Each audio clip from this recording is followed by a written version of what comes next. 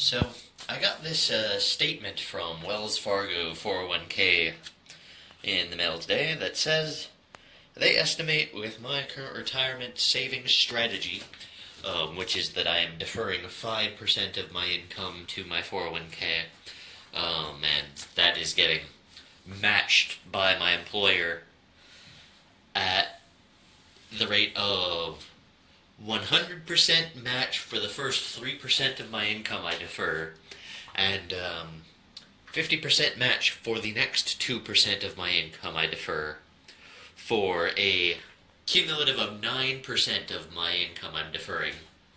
The employee match adds up to 4% of my income.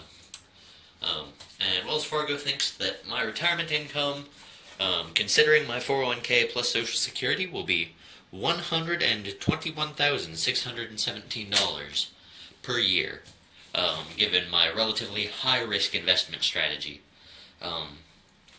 They say that $27,758 per year of that will come from Social Security.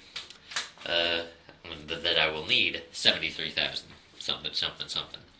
That is a pretty good retirement plan, or that is a pretty good retirement income, considering that it is relatively non-aggressive by my savings intentions.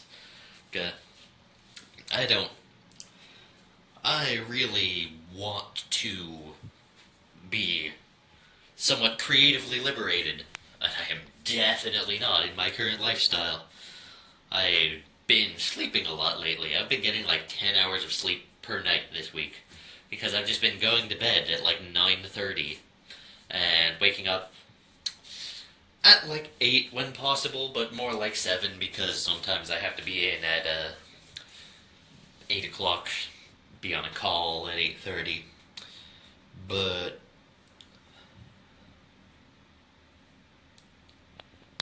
that means that when I get home, I immediately climb into bed because I've done trail crew 3 days a week this week.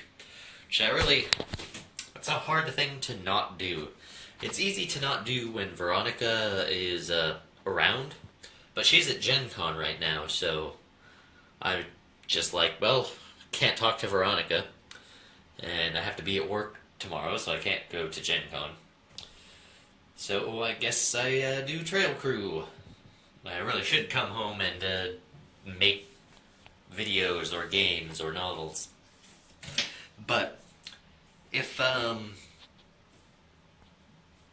Veronica's schooling was settled and I was merely supporting myself, I think I would be investing like as much of my money as possible.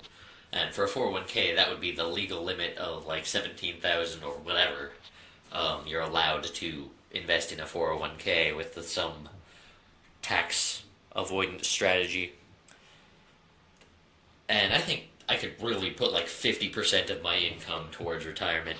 Even if there's the cap on what you can put in a 401k, I would invest towards my retirement in other directions. Just start up cold buying annuities with post-tax money. Be like, what of it? I like the notion of buying annuities or buying annuities early, because it's like, it sort of puts a cap on how poor and homeless I can be. If something goes terribly wrong with my life, like I get addicted to drugs and can't stay employed, then I'd at least have an annuity, even if it's small. Which I don't know why that's so appealing to me, because I have like big safety nets in terms of my family and stuff. But I don't know. Annuities feel real guaranteed, and there's not a lot of guarantees in life. I went to Copper Blue with the trail crew after we did our work today, and there was rolls, although not like a bunch of rolls. I only brought one basket of rolls, and I'm not sure if I got 1 or 2 rolls out of that basket, but other times I've been at Copper Blue, there have been multiple baskets of rolls. And I spent $9 cumulatively there on a Diet Coke and a basket of fries, which is the appetizer basket, which I don't know if that's bigger than the side of fries, which is like $2.50.